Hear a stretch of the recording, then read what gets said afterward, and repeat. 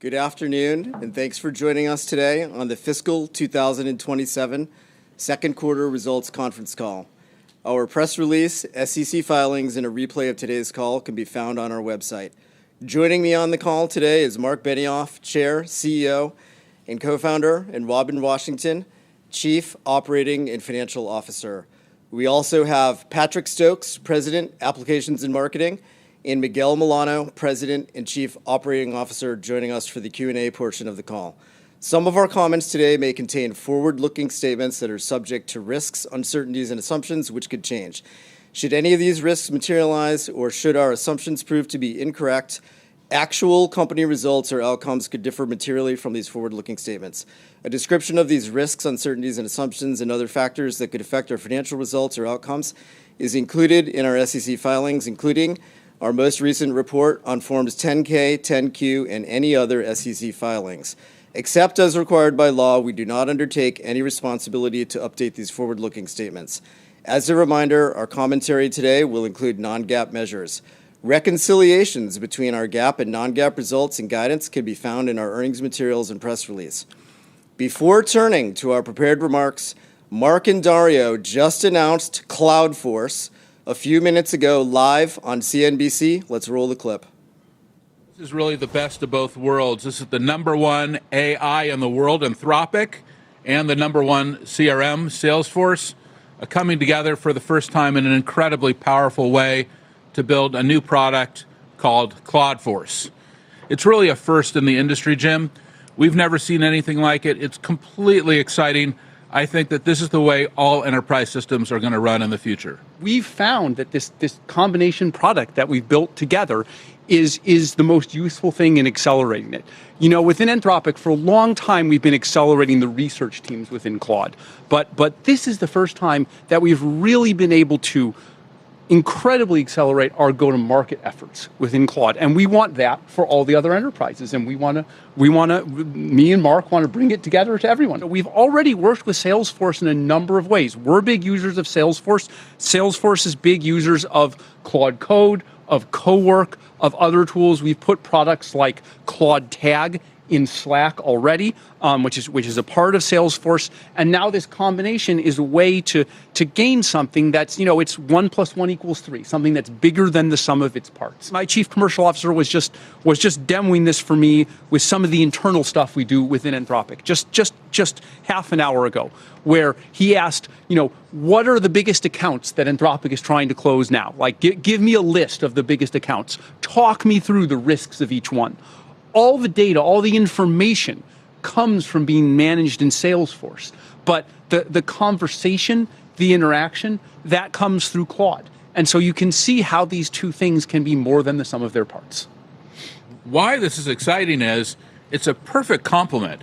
Anthropic builds this amazing model, and now the model has this incredible user interface, CoWork.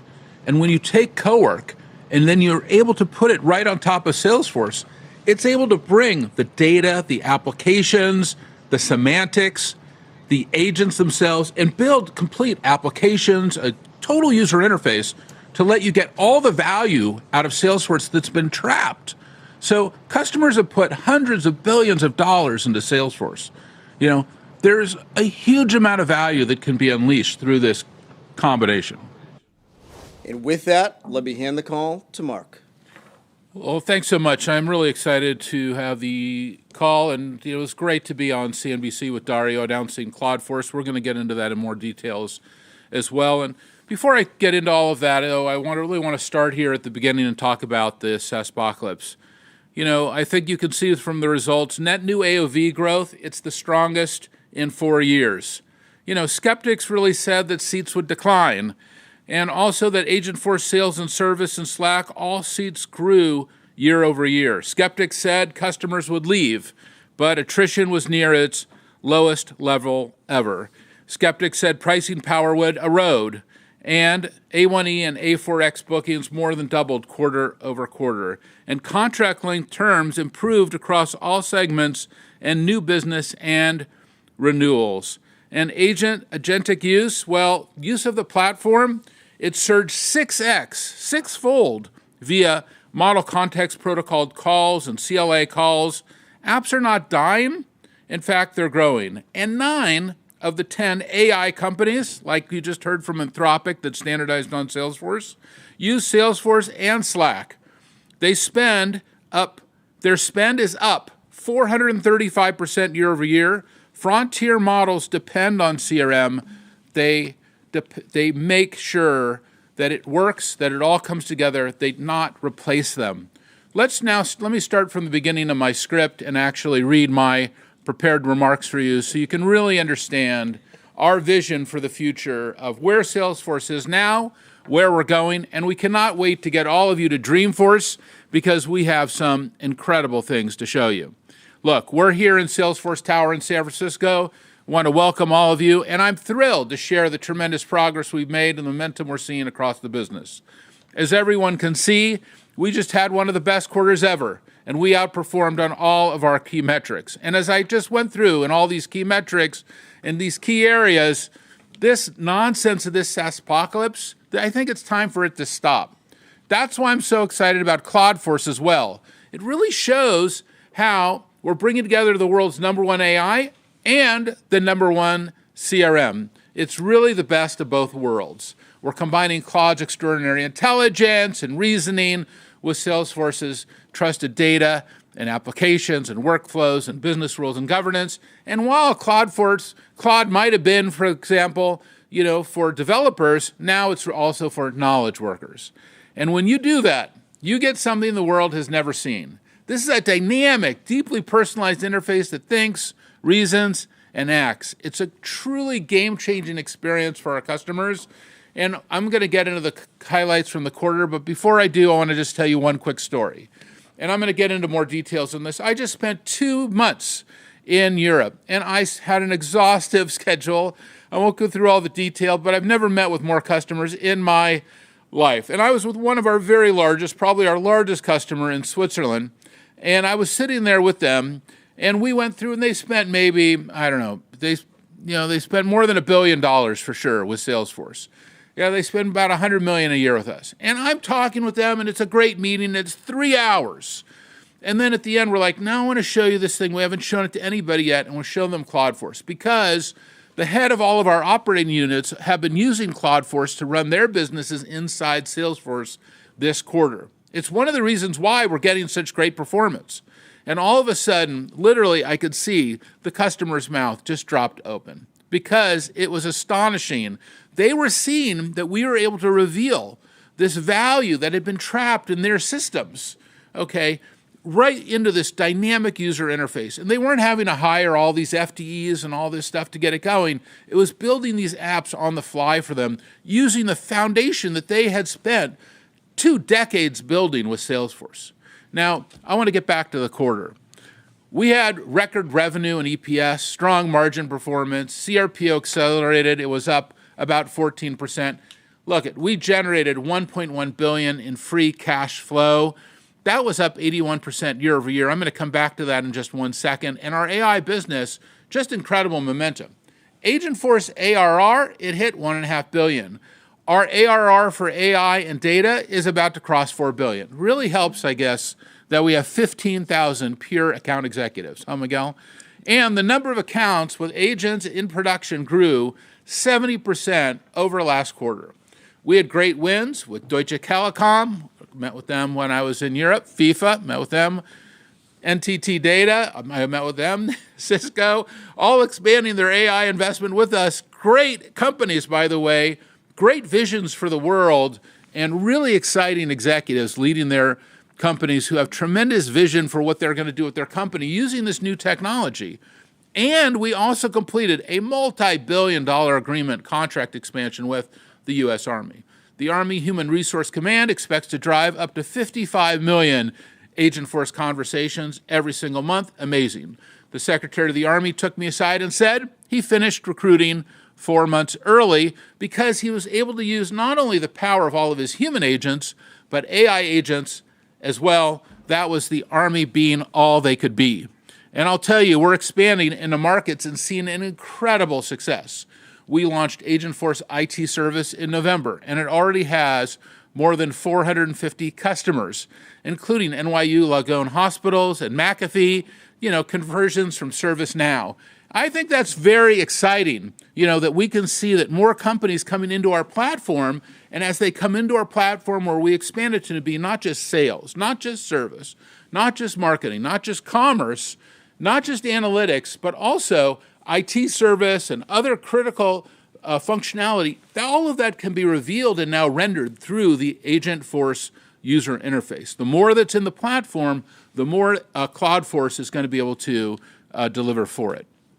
Now, Agentforce Life Sciences has more than 140 customers, including all top 5 pharmaceutical companies. And Agentforce Ops is helping companies like Kellogg's and Dell turn manual back office work and supply chains into agentic workflows. That's the Regrello platform we bought now more than a year ago. It has the ability to deliver and render for a company red, yellow, green on their supply chain every single day. For Dell, they have 20,000 suppliers. And why that's important is we see supply chain as one of the very first applications. So many companies are actually revising for AI because it gives them the ability to actually look into something and do something with an area that really has not moved forward for in decades. With this strong performance and momentum and the strategic acquisitions, especially Contentful and Fin, we're expecting to close in the coming weeks, and we're raising our fiscal year 27 revenue guidance by about $300 million in constant currency. Now, what's driving all this? Well, it's a fundamental shift in the software industry. AI is unlocking value, as I said, across every part of our platform.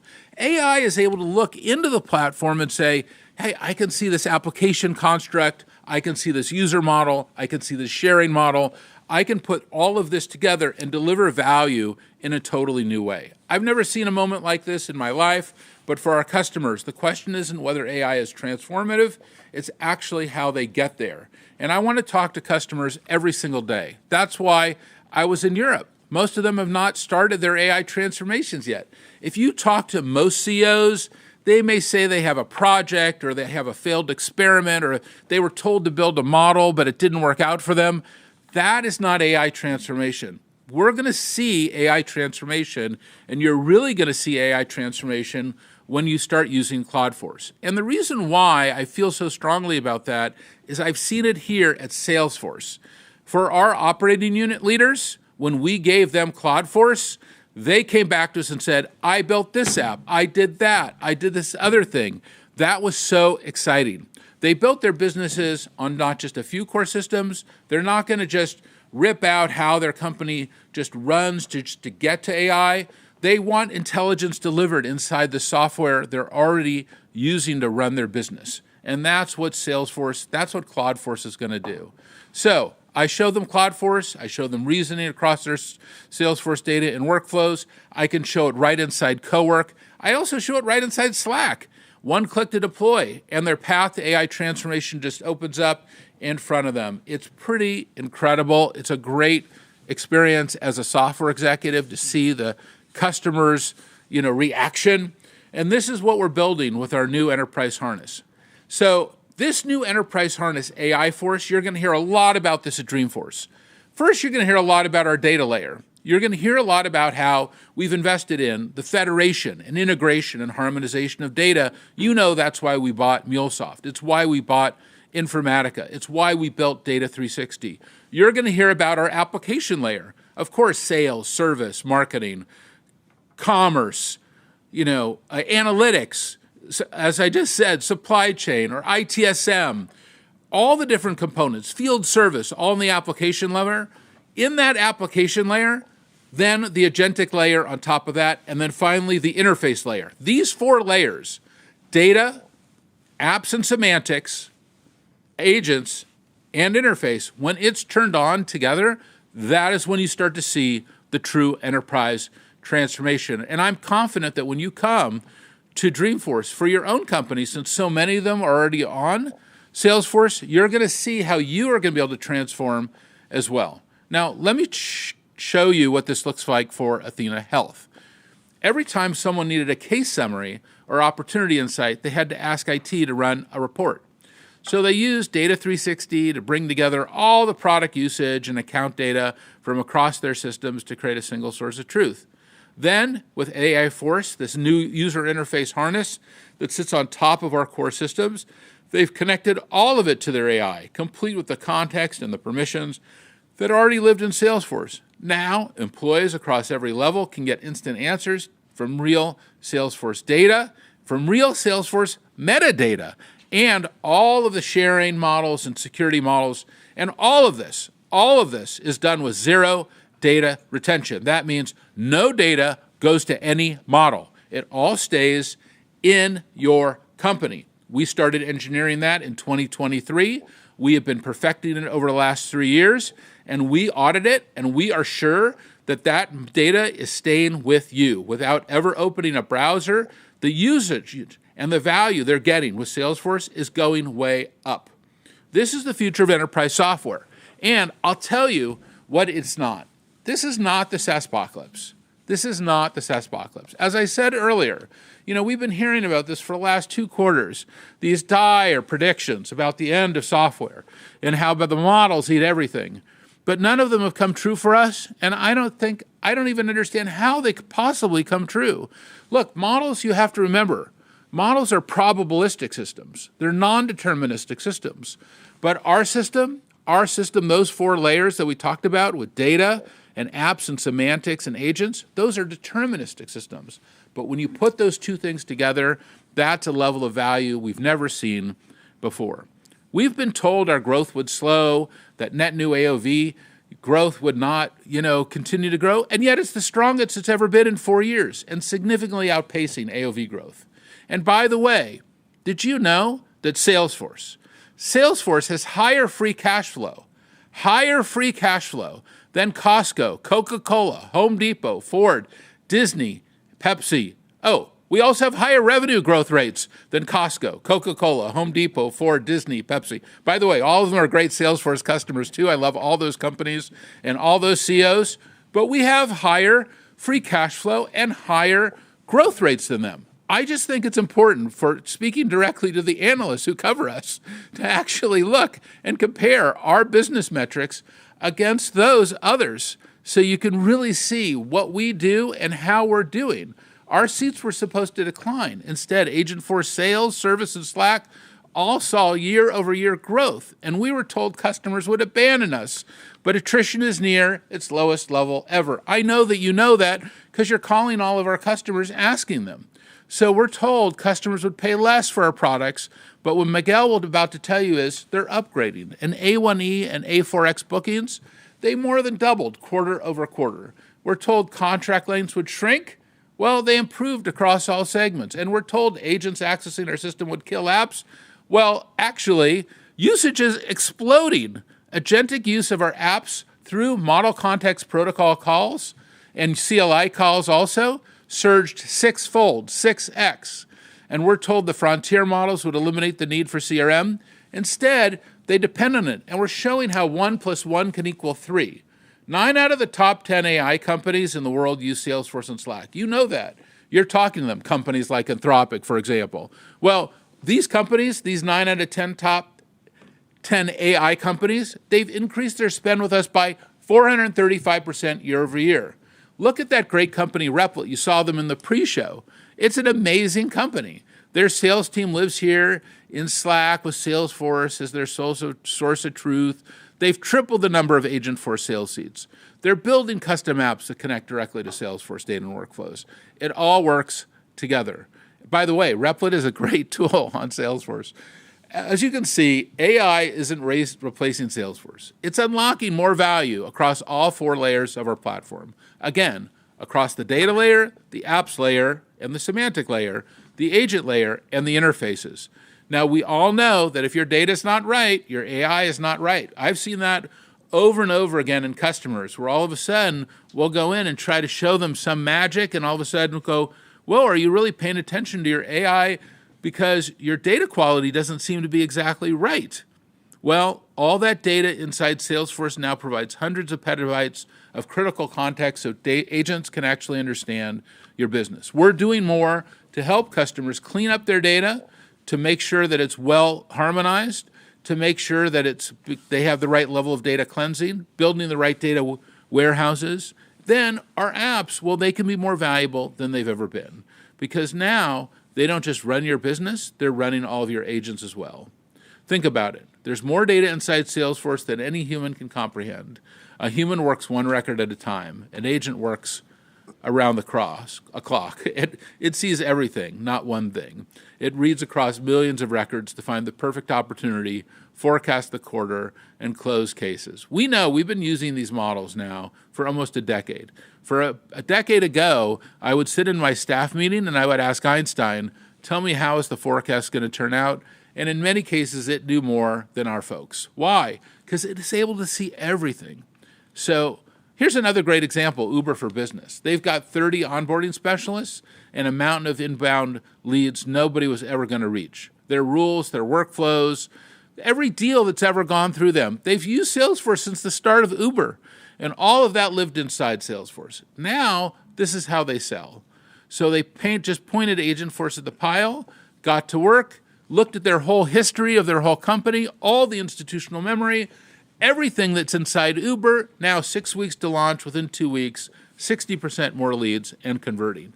This is that power. We're introducing hundreds of packaged agents that understand your business and industry right out of the box, so they can start delivering value within days, not months.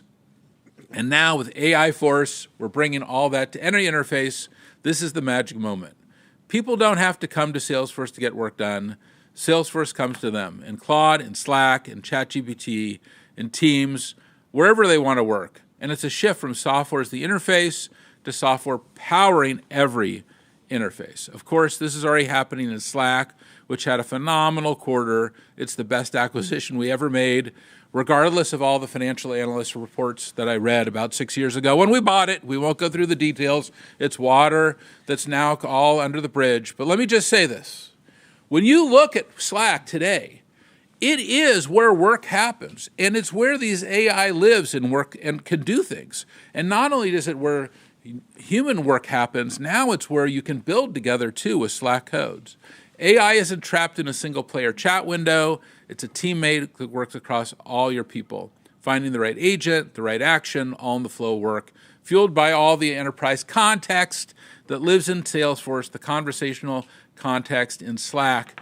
Companies like Anthropic, OpenAI, Lovable, Replit, on and on and on. I think there's more than 1 million companies on Slack now, are all building their agentic products directly into Slack because Slack is where their customers want them.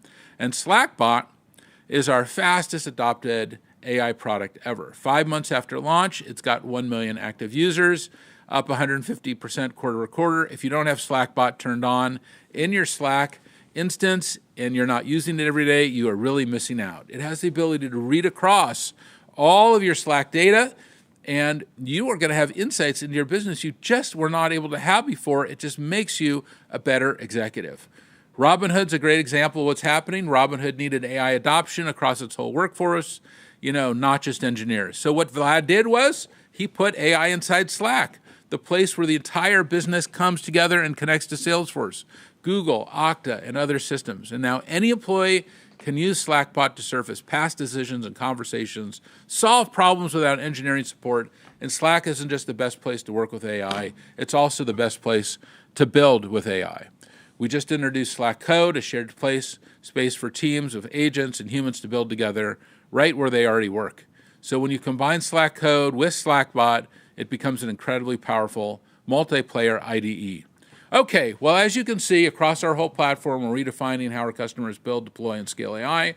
And we have a very special guest today on our earnings call. And our friend David Friedberg is here. He's got this great next-generation bioengineering company, Ohalo.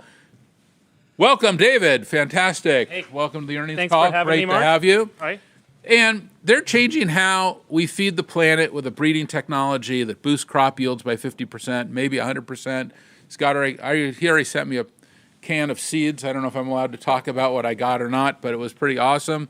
And I'll tell you, David had chosen a CRM product when he first started, Ohalo, and how does it pronounce? Ohalo? Ohalo. Mahalo? Ohalo. I should ask you. It sounds like a Hawaiian word. It sounds like, but Yeah. it's not. It's based on an important actually part of bioengineering history, right? Yeah, well, there was an agricultural find in the Sea of Galilee where they found this old pot of seeds, 20,000 years. So it kind of rewrote what we thought about the history of agriculture and plant breeding. So we named it after that little village. Fantastic. Well, yes, you're right. It sounds like a Hawaiian word, but it's not.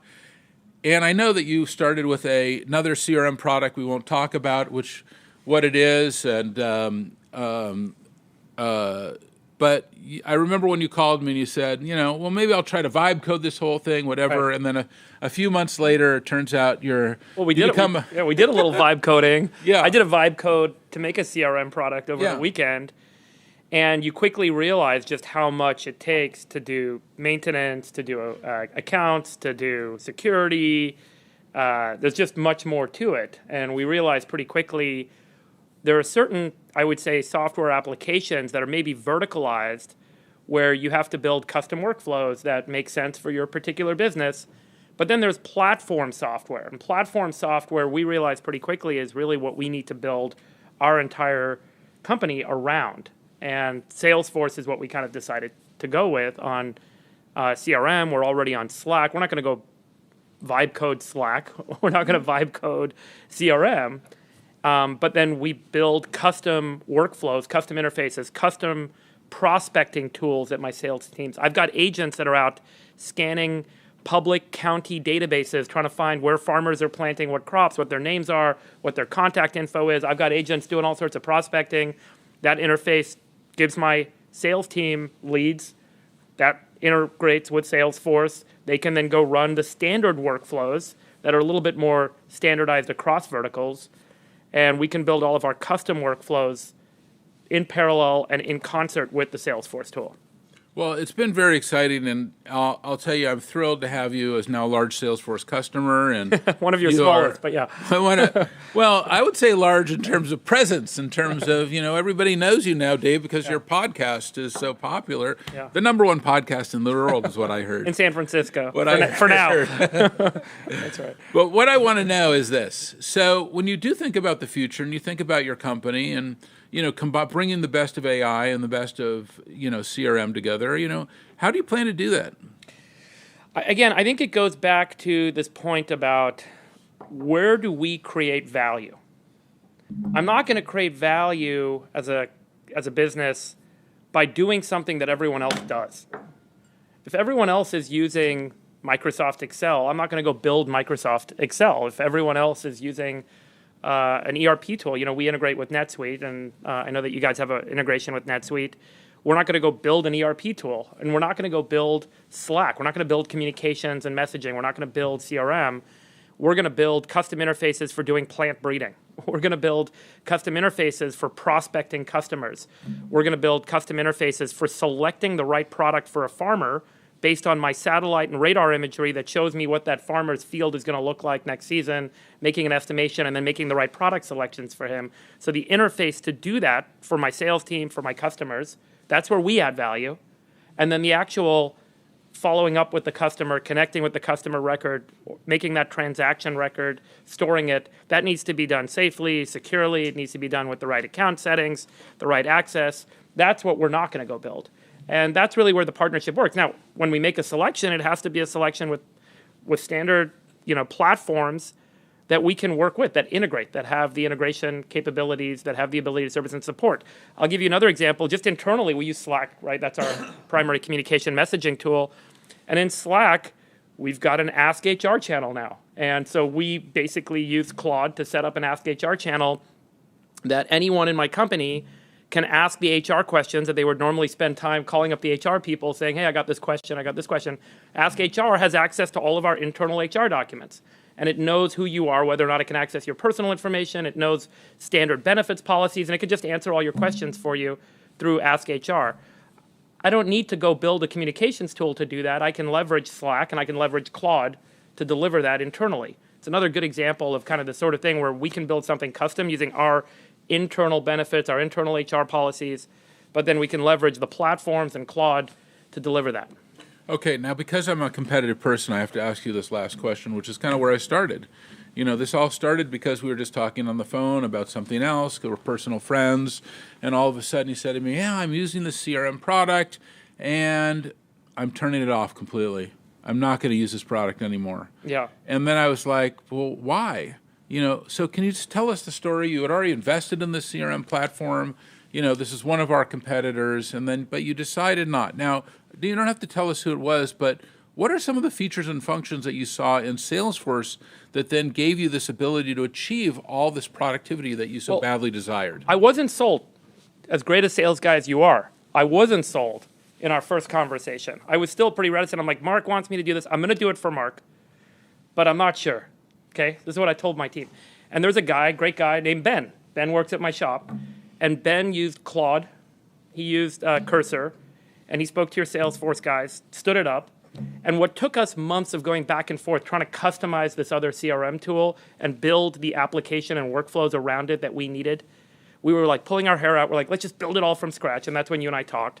So Ben used Claude and Cursor, got into Salesforce, and was able to get everything stood up in under a month. And so I wasn't sold until we did it. And then I was like, okay, I'll give Mark credit at this point, and maybe we should, send him a check and pay for the product. But yeah, I would say that was the. By the way, that's been a huge. You're a great marketing guy, but what the product and the capabilities, you, David. I appreciate that sold itself actually. Yeah. Like when we got in there, and Ben was able to do this in under a month, and he told me he did the whole thing in under a month. Just Ben. Right. And he ran the whole thing. And I think that has been the huge shock for us that these new next-gen tools, the Cursors, the Replets, the Claudes of the world, make our product better. That's right. That all of a sudden it can customize the data, the metadata, set up the preferences, do the administration, do things that maybe you needed, a bunch of service folks to to do. Now all of a sudden you're getting going in a month. Maybe it might have taken you before 6 months to a year. All of a sudden now you're fully automated, and your ability to add new functionality and do new things. This has provided this kind of very strong platform. And as I said, it's a deterministic platform. Totally. And while Cursor is more, non-deterministic or more probabilistic on the front end, it's helping you to administer it, maybe starting to build new screens for you, analytics, but nothing is going to be better than having this solid foundation. I was probably early on the SaaS apocalypse train, as you know, because I know you listened to my show, and I always said, I think SaaS was this temporary phenomenon between the founding of the internet and the start of AI. But I think that it's a little more nuanced than that. It's probably this verticalized SaaS, where you try and standardize a vertical on a bunch of workflows, which actually destroys value in that vertical because everyone's now doing the same thing in the same way. So no one can differentiate in that vertical. We've actually dumped all our verticalized software. We make all of our verticalized SaaS in-house. But the horizontal, the platform, Salesforce standardizing on Slack, this is really where I think we've realized that's actually going to get bolstered, and it's more valuable with all the other capabilities we can now build around it. So, I'm definitely sold in that sense. I think there's still a SaaS apocalypse, but with a lowercase s rather than the uppercase s for verticalized tools, where I think AI really allows you to rebuild something that's unique, which creates value for your business in a vertical. Rebuild it on Salesforce. Yeah. Yeah, that's right. Great. Thanks so much, David, for being with us. We really appreciate you coming in today. Thank you. Thank you very much. Thanks. All right. We're so thrilled to have David here, and we're so grateful to have him now as our new customer. And I just thought everyone would love to hear that story because I think, as everybody has heard, David has been wondering, how will he use enterprise software in his new company? Where does he achieve that productivity? And I've just never been more excited about our future. The scale, the opportunity in front of us is extraordinary. You're going to see it at Dreamforce. Not only are we going to have great entertainment, probably the best entertainment we've ever had, so can't wait to announce that, but also we've got probably the best products we've ever had. And you're going to see it in just a couple weeks. It's going to be a huge accelerator for Salesforce, for all of our customers. We're going to bring 50,000 people here to San Francisco and show them some unbelievable capabilities. And we're going to show you some of the most exciting transformative technology we've ever built. It's the future of enterprise software, and I'll tell you, we're deploying it not just for the Army or for the IRS or for all 15 of the major U.S. agencies, all these incredible new customers that Miguel has signed up, from Uber to Deutsche Telekom, to FIFA. You're going to see not only meet all of them, but you're going to see an incredible lineup of speakers at Dreamforce. And yes, Dario is going to come there. He's going to be in my keynote. You're also going to see Sam there. Jensen's going to be there. Actually, all the major AI leaders are going to be there. David is coming. If he's bringing all of his friends. And you're going to see how great companies like Amazon, NVIDIA, F1, L'Oreal are bringing humans, agents, platforms together to connect with customers in new ways that were never possible before. We're looking forward to seeing you all there. And before that, we've got you, Robin. Thanks, Mark. Appreciate it. Your enthusiasm is infectious. So I'm going to go with a bit speedy here because we want to be sure that we value all of your questions and want to be sure that we can tell you everything we can about the quarter. First and foremost, we delivered a record second quarter. AI is amplifying the value of our platform. This isn't just a technology shift, as you've heard. It's a reinvention of how our customers work, and it is fueling our growth. So I want to take you through a few of the proof points. It starts with our operational focus on net new AOV, which is driving our re-acceleration. Exceptional Q2 bookings, along with near record low attrition, drove our Q2 CRPO beat. Half one net new AOV growth significantly outpaced AOV growth, keeping us on track for second half organic revenue re-acceleration. Contract length terms for new business and renewals are increasing across all segments. Slack continues to shine. Q2 Slack net new AOV was the fastest quarterly growth since acquisition. AI innovation across our platform is delivering measurable value. Agentforce ARR reached $1.5 billion, as you heard, driven by Slackbot and headless launches and continued AI momentum. Upgrades to our premium Slack editions have tripled since we launched Slackbot. Our consumption flywheel is turning. AWUs continue to scale as customers drive agentic use cases across the platform. In Q2 alone, customers drove 3.2 billion AWUs, up 97% quarter over quarter. And Slackbot users were up over 150% quarter over quarter. With this clear demand, we are making it even easier to adopt. Our premium bundles give our customers access to our innovation in real time. Bookings from Agentforce One Edition and Agentforce for Apps more than doubled quarter over quarter. Headless takes this even further, bringing Salesforce to the surfaces where teams already work. Slack, CloudForce, and with AI Force, many more to come. MCP and API usage grew significantly in the quarter as customers embed Salesforce intelligence, the data, metadata, and semantics directly into their workflows. You can see the momentum in our results from the quarter. Q2 revenue came in at $11.35 billion, up 11% year over year, above the high end of our guidance in constant currency, driven by continued momentum in Slack and Agentforce. And we continue to accelerate Informatica's business. Subscription and support revenue was $10.82 billion, up 12% year over year in nominal and 11% in constant currency. Our top-line performance reflects the breadth and resilience of our portfolio. Agentforce Apps delivered solid growth, anchored in momentum in Slack and resilience in sales and service, with early signs of recovery in marketing. While it is too soon to call this a sustainable trend, we're very encouraged by the success enterprise customers are having on our next-generation marketing product. Headless platform, Data 360, and other growth was fueled by continued momentum in Informatica and Data 360, partially offset by license revenue headwinds and volatility in integration and analytics. CRPO accelerated quarter over quarter, with $33.5 billion, up 14% in constant currency. That's 1 point ahead of our guide, driven by strength in Slack, Agentforce, and Data 360. Our continued focus on operational discipline is evident in our profitability. Q2 non-GAAP operating margin was 34.1%, and GAAP operating margin was 20.5%. As customer zero, we are putting Agentforce to work across our own business. Salesforce's Help Agent has surpassed 5 million customer conversations, with 64% resolved autonomously. Slackbot is driving 8.1 million hours of annualized productivity gains for our employees. That's more than double quarter over quarter. We generated $1.1 billion in free cash flow. That's up 81% year over year.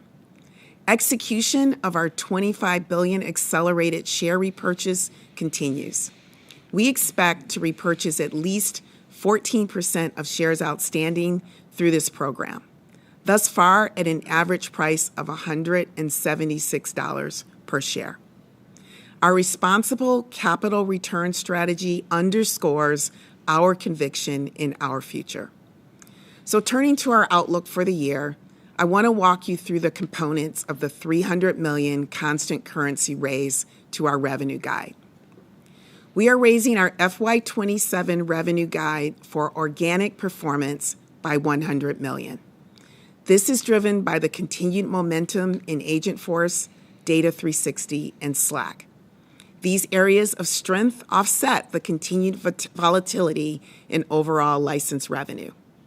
Alongside this organic growth, our raise incorporates a $200 million expected contribution from the anticipated closings of Contentful and Fen in the coming weeks.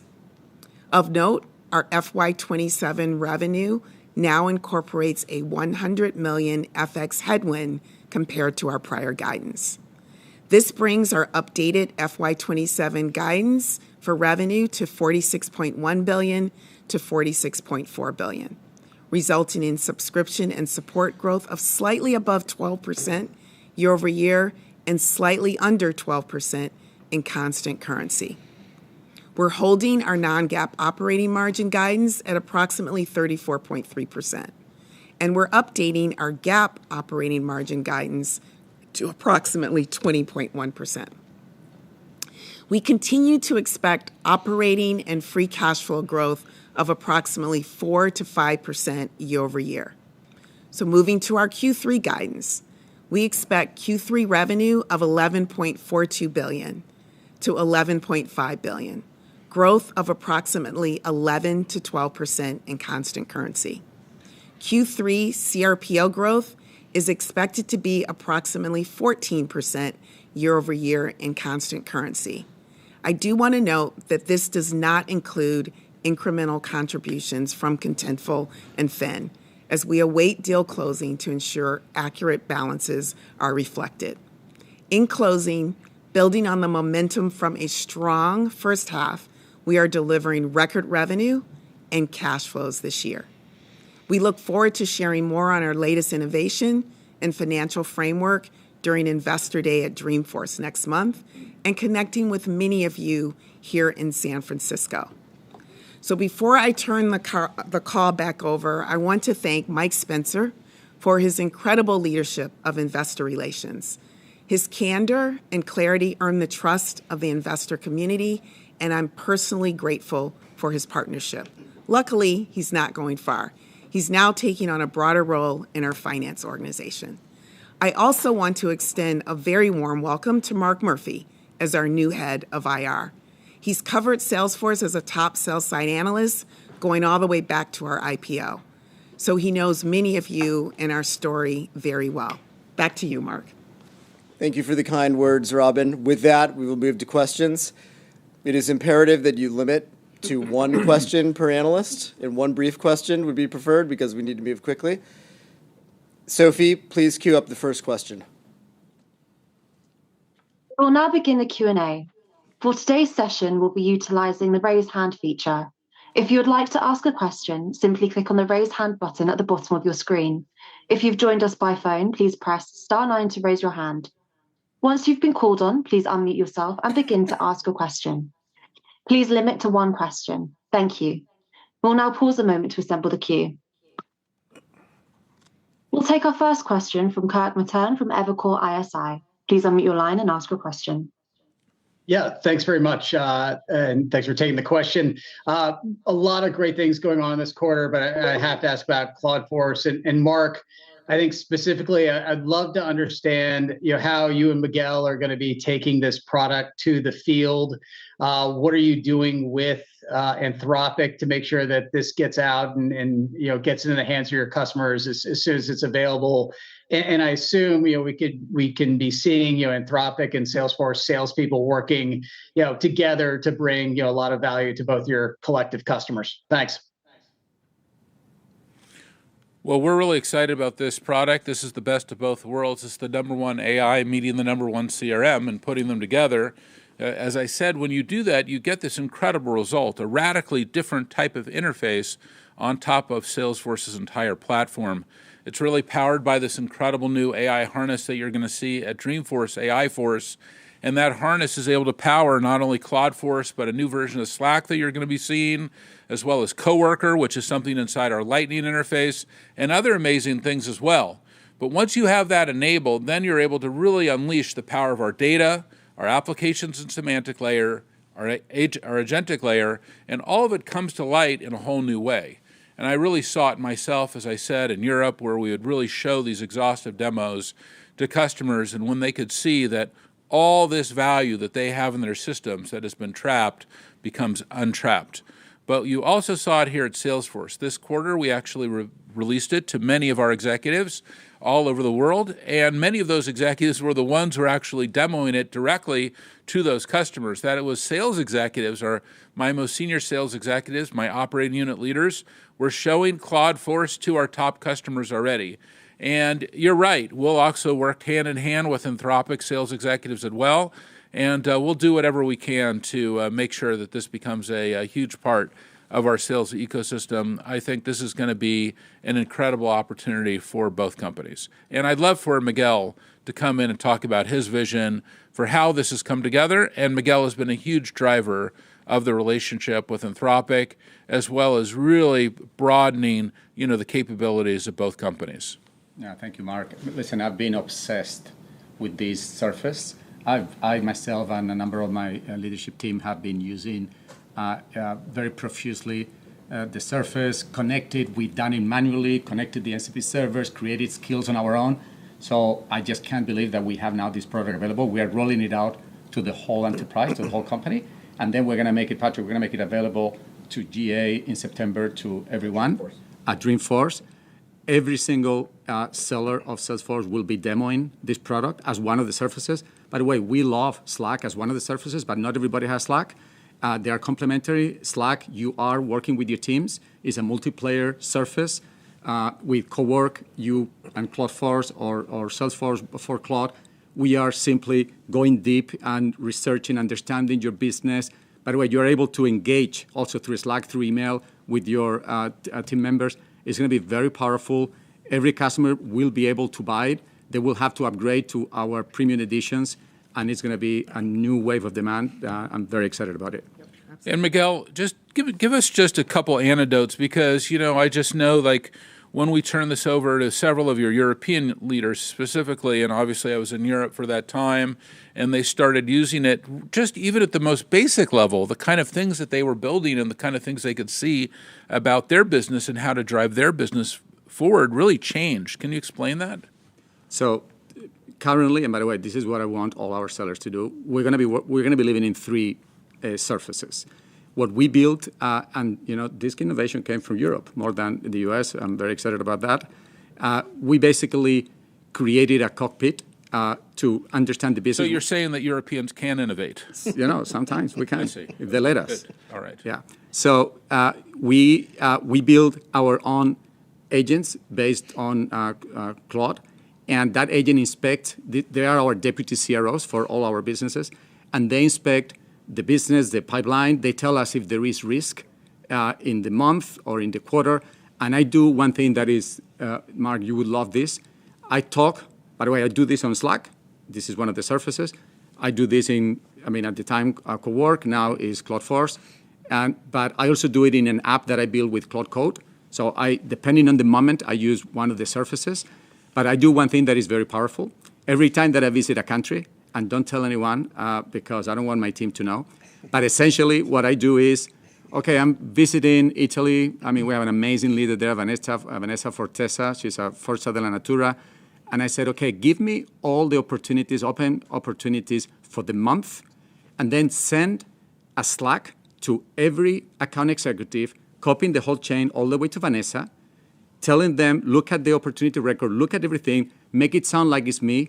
I review all the emails, all the Slacks before they go, and it all of a sudden sends 50 very customized Slack messages to the AEs, asking them if I can help, if we can do anything. It's incredible. The engine is very smart. It proposes already ideas to close the deal.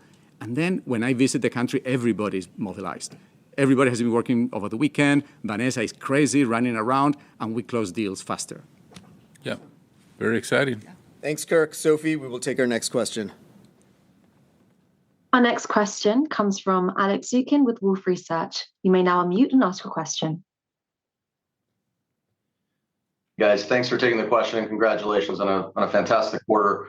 Mark, you're seeing a pretty big debate and tension in the industry about open weight and open source models versus frontier model adoption. I was wondering if you'd set the stage for us, because what you're seeing in customers is important, as you're offering the best of both worlds with both Claude Force and AI Force / headless. So maybe talk about how you see this debate settling and about the monetization opportunity for both Claude Force and headless, and kind of when we should start thinking and seeing it in revenue growth. Yeah, I think a lot of customers are asked these questions, and a lot of us, I'm sure you can relate, live in this podcast universe. We just were with David Friedman. I think we all love listening to his podcast, right? And we like listening to a lot of these podcasts, and we're in this podcast world. But I think sometime, and please don't quote me on this, but podcasts do not always meet reality. And it's very interesting. It can be very, aggressive. It can be very stimulating, but it might not be exactly true. And I think that is just the world that we live in. We live in a world of misinformation where everybody has a agenda, financial agenda. They're trying to move a market. They're trying to make things happen. You see that as well with shorts in your market, where you'll see people come in with all kinds of misinformation to try to get something to happen. So I think that one way to handle that is to go talk to customers. And this is what I do. So I have spent a lot of time with customers, and customers, it's pretty simple. They have, if you talk to customers, what they'll say is, we only have 3 platforms. We have you, Salesforce, doing the front office. We have SAP, they're doing the back office. And we have Microsoft, they're doing productivity. And that's it. The reality is, yes, they have those 3 platforms. They also probably are hanging out with a hyperscaler. There's probably 3 or 4 different ones, depending on what country it is in Europe. They also probably have a data lake supplier, and they also have a collaboration supplier, Slack or Teams. And I think when we look across those 6 things, they do not want to also then say, have all these models, okay? Which kind of gets to your question, which is like, you think that these customers then are going to all of a sudden set up all and maintain and build the human expertise to be able to build and maintain and train models? No. I believe what they're going to do is consume AI through packaged software. Not a huge statement, just they're consuming their AI through packaged software. You're using Slack, you're consuming AI through packaged software. You're using Salesforce, you're consuming AI through packaged software. At some level, when you use CoWork, you're consuming AI through packaged software. And when you're using Claude Force, you're certainly using AI through packaged software. And I think that's the right way to think about it. I think the model, it's like, do you even know what chip you're using?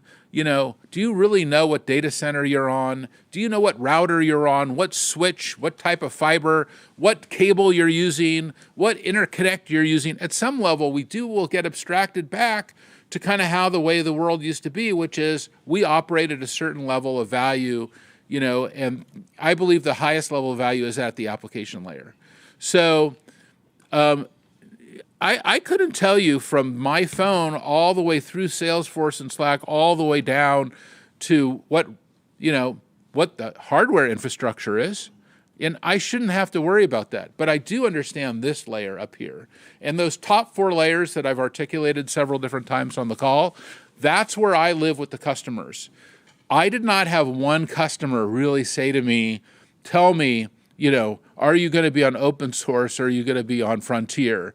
And I think one way to think about this is yes, this is a highly dynamic market. And there will be frontier models. There's going to be open source models, and there's going to be room for all of the above. And I think it's very exciting if you're not tracking what NVIDIA is doing with Nemotron 1.3 and the ability to fine-tune it. It's a very exciting moment for models. But Salesforce also makes a lot of models too, by the way.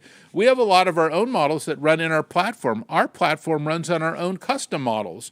We've been writing models since like 2015, and you can find them all on Hugging Face. If you go, you'll see all the models. If you're really into models, you can go and see that. So I just think we're at a moment where be careful. And I'm not sure, I don't think that's what customers, well, I don't think that's where customers' heads are at least when they talk to me, that's not where their heads are at. Maybe some customers are. Obviously, if you go talk to my engineers, maybe they're interested in what's going on, but I don't think the customers that I speak to are at that level. Does that help you understand how I think about it? Super clear. Thank you so much. Thanks, Alex. Sophie, we will take our next question. Our next question comes from Elizabeth Porter with Morgan Stanley. Please unmute your line and ask your question. Hi, thank you so much for the question. I wanted to circle back on the strong Agentforce ARR growth. And in particular, what proportion of current Agentforce is coming from paid production customers rather than pilots? And how has the timeline from pilot to paid deployment and refilling credits changed over the last couple of months? For instance, are we seeing any sort of lengthening as customers are evaluating a broader set of solutions? Or is Salesforce's increasingly open and headless posture helping de-risk some of these decisions and potentially accelerate engagement with the Salesforce platform? Thanks. Can I take that?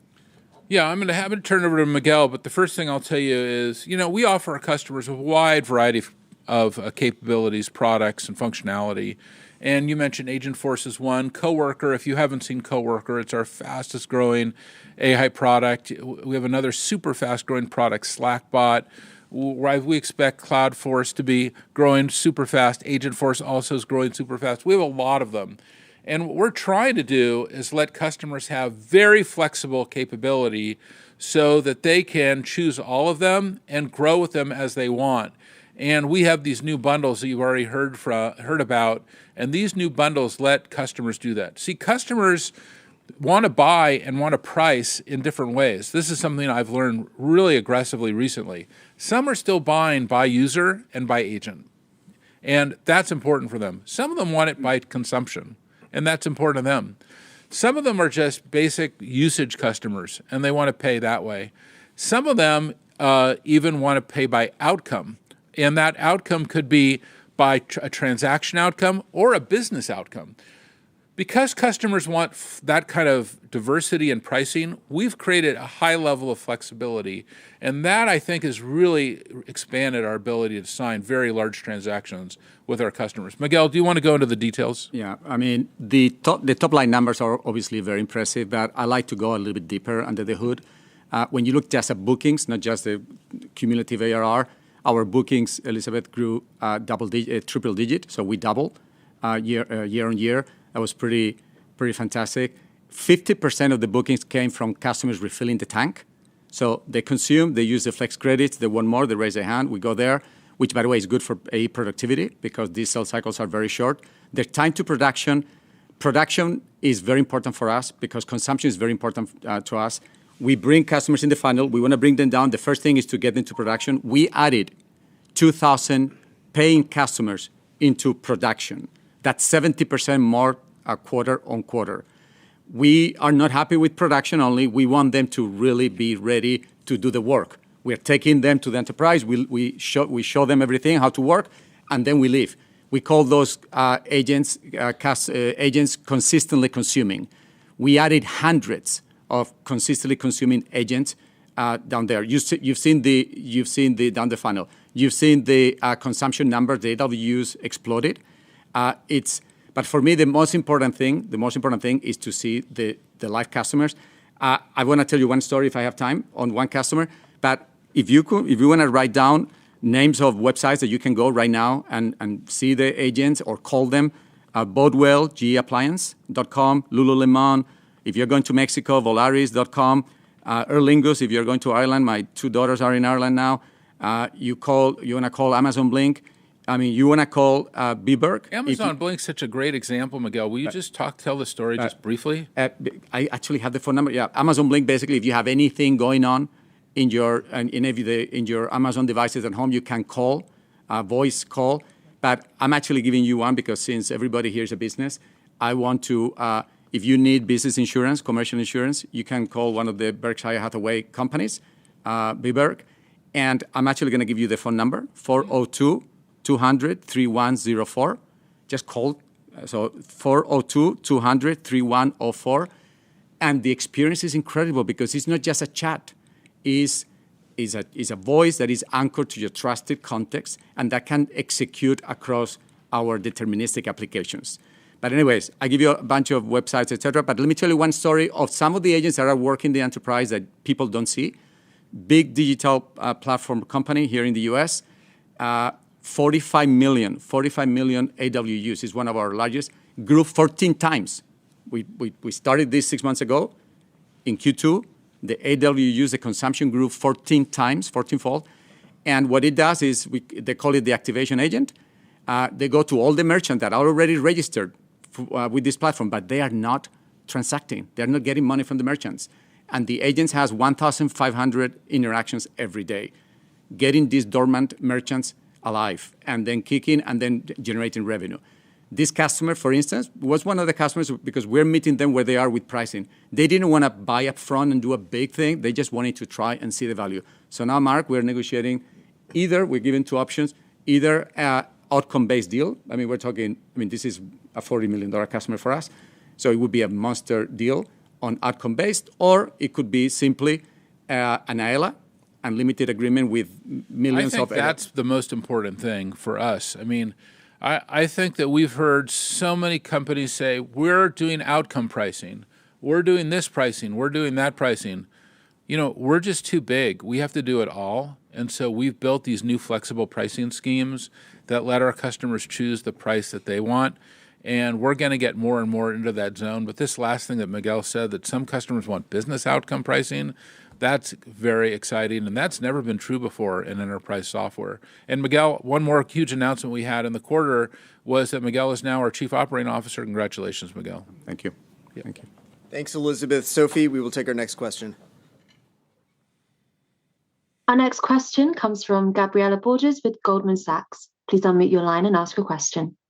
Hi, good afternoon. I think this follows nicely from Elizabeth's commentary on the different types of pricing models. If I listen to what Xero and Magora and Replit is saying, you've got some customers that are using the Agentforce stack, you've got some customers that are going headless, and now you've got the Cloudforce announcement today as well. My question is a little bit on the economic value to Salesforce from these different types of cohorts.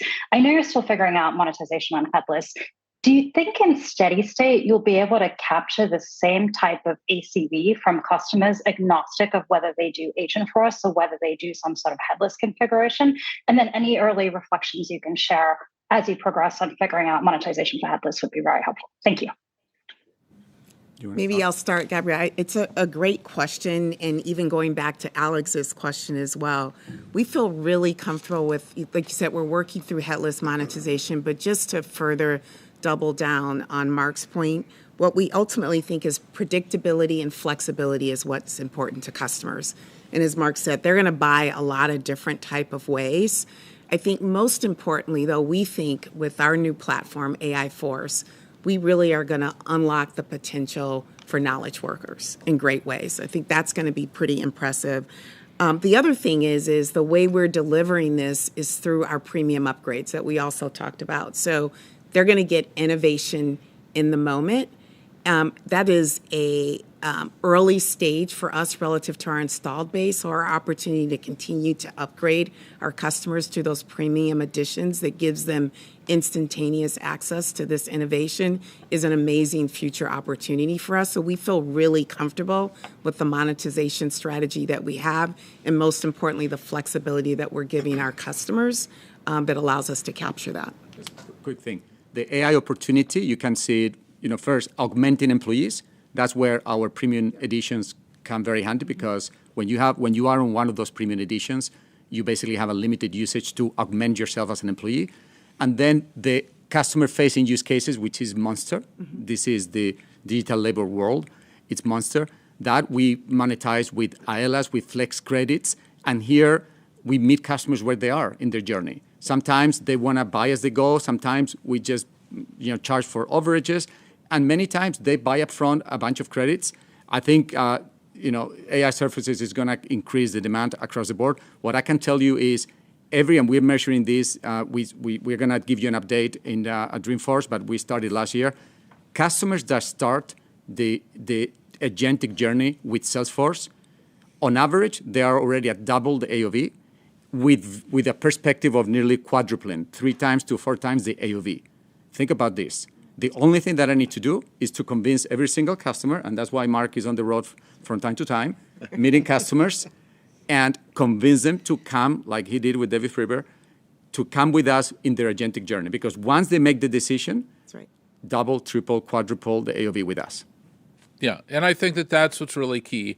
I think your question is so good, Gabriela. I'll tell you why it's so good. Because I think that if you would ask us a year ago, we'd be like, well, we don't really know. But I think now what we see is, wow, all this new action on the network, call it agentic action, new user interfaces, new applications, it's just a lot more activity on our service.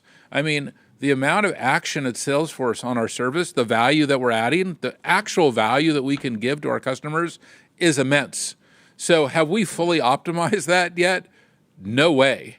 We're still trapped in some ways in old, per user pricing models. But their opportunity to build much more aggressive pricing, to really represent the value that we're offering our customers, I think is enormous.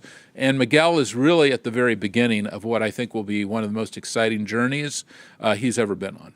Only 5% of the knowledge workers that use sales and service have upgraded to the higher end editions. We get a 60 to 80% premium. So imagine. Yeah, and I think that's a major. So if you want Claudeforce, if you want headless, if you want all these value-added agentic additions and capabilities, you need to move to our premium edition, which is what's going to give you the power to fully operate inside your enterprise and deliver this high level of capability and unleash the huge amount of value that's been trapped for so many years. I hope that makes sense. Good numbers there. Thank you. Thank you. Thanks, Gabriela. Sophie, we will take our last question. Our last question comes from John DiFucci with Guggenheim Securities. Please unmute your line and ask your question. Thanks for taking my question. Miguel, I know you've gone through the math of how the subscription net new AOV to revenue works, and we agree it's math. But there are 2 things that Robin said that I think are really important to that. And one, net new AOV growth is the strongest it's been in 4 years. And 2, you had near record low attrition. Those 2 things help that math work. We know that. Can you help us better understand what's happening underneath those statements? How stable or sticky is that foundation of your recurring revenue? And more importantly, how should we think about that going forward? Because Mark's talked a lot about the so-called SaaSpocalypse, and I appreciate that. That was actually, I don't know, probably not fun, but it was always interesting. Thank you. But if you follow through on those statements, empathy. but if Salesforce follows through on those statements and that math, both low attrition and strong new business growth, that term is going to be part of history, Mark. You missed the third leg of the stool, though, John. You didn't say, and new value added for customers. I think that the key is 3 things. Yes, it has to be about low attrition, okay, and high net new AV, very important. But the third thing that we have to do with this AI is deliver this new value added that's going to bam, bam, bam, offer all these new capabilities. And I'll just come back to what we said. Whether you're using Claudeforce or you're going to see the new version of Slack, I'll just go into it second, also has an incredible surface. And this idea that all of a sudden these, kind of things that sit kind of theoretically at the top of the stack can dynamically build for you these applications. So you're going to work with it and you're going to say, hey, I'm managing this part of my business. It involves these customers, these products, these competitors, this technology. and bring this together to me in a map, in a this and a that. And where you used to have to take months or years to build very complex, very dynamic applications that look like they were built in, I'm not going to get too geeky on you, but like React, like a very complex user interface. All of a sudden, that is what the AI is really good at. And, we're doing the heavy lifting down below. The sharing models, the business models, the security models, keeping it safe, keeping it controlled, keeping the data where it needs to be, making sure the wrong person doesn't see the wrong data, that kind of thing. But then that idea that we can offer a lot more value. So it's those three things all coming at once. And that's what our hope is that we will offer more value for our customers and unleash trap value, and that's going to give us this huge leg up. And that last thing that Miguel said, that we're moving to not just kind of outcome-based pricing, which is we completed this many phone calls, therefore give us $1. We want to be able to say, no, we improved revenue by this much, so give us $2 because we made you 20 or we made you 40. And I think that's like the next generation of enterprise software that is more than outcome-based pricing. And there's other enterprise software companies that are out there that are kind of doing well. They work with sometimes mid-market companies and get huge prices for their products because they've basically been able to write an outcome deal. Like, if I can generate this much more revenue for you, you have to give me a percentage of it. Whoa, you could do that at scale now that you have this kind of thing. And you don't need a bunch of FDEs and engineers and all that to do that, because that's what the AI is really good for up here at this top level. Does this make sense, what I'm saying to you? You know what, Mark? It makes absolute sense, and I really appreciate it. But I think you'd agree with me that even without that, the way Salesforce stock and some of your peers have been trading, they are not even looking at that. They were just afraid things were going to deteriorate into. They're not looking at right. Well, yeah. Take the value of Slack. Obviously, I get a call every day from someone who wants to buy Slack. Hey, take the value of Slack. Then take the value of our Anthropic stock. That's been like half our value of our, forget our cash flow or our customer base. That's why I said, Robin, go try to buy as much Salesforce stock as you can, And, I think we got a lot of stock at a good price. Well, you're on your way. This tonight confidence made a big statement. Thank you. Keep guiding us, John. On the confidence about the future, I mean, H2 last year was a great net new AOV growth semester. We knew, Robin and I, we partnered together. We knew that for organic revenue to reaccelerate, as we committed to happening now in H2, we had to continue with net new AOV growth, outpacing AOV growth. That was our obsession. We aligned the whole company this fiscal year, compensation plans, every role. H1, net new AOV significantly growth outpaced AOV growth. We've already raised the guidance. We've already committed to the revenue acceleration organically in Q3. The momentum is there. We feel very, very strong. The demand environment is very, very good, very strong. Our pipeline are at record levels. We have more opportunities to monetize that we are not even putting in the pipeline. We had the capacity, thank you, Mark. You pushed us to hire a lot of A's when things were a little bit rocky. Well, somebody's got to call these customers besides me, Miguel. I know. I do some calls also. Okay, thank you for helping out. We had the capacity, and we have the innovation, we have the product. So if you think the demand is there, and it's going to get even better with the AI Force, and the supply, which is for us, supply is capacity, distribution capacity, which we have hired more than anybody else. We still have to hire 1,200 more A's before the end of the year. We are now hitting 15,000 A's. And the innovation, we have the best products we've ever had. Most of it organic. We've made some tuck-in acquisitions to enlarge our TAMs. We are very confident. Definitely, we are committed to the H2 revenue reacceleration. That's already math. Q3 is math. Q4 is nearly math. But we are committed in sustaining that acceleration, and you're going to hear more at Dreamforce about fiscal year 28. And I think even to add to that, Miguel, is if you take a look particularly at sales and service, we're seeing durable growth in seats, right? So that's fundamental proof point is that everything we're doing is amplifying our entire platform. AI is amazing progress. It's amplifying the need for trusted context and deterministic execution. Very clear. Perfect note to end on. Thank you, John, and thank you to everyone for joining the call. We will be hosting a webinar on Tuesday to deep dive on our customer motion and adoption of AI with Bill Patterson and Connor Marsden. And we look forward to seeing you all over the coming weeks and at Investor Day at Dreamforce. Thank you for joining. This concludes today's call. You may now disconnect.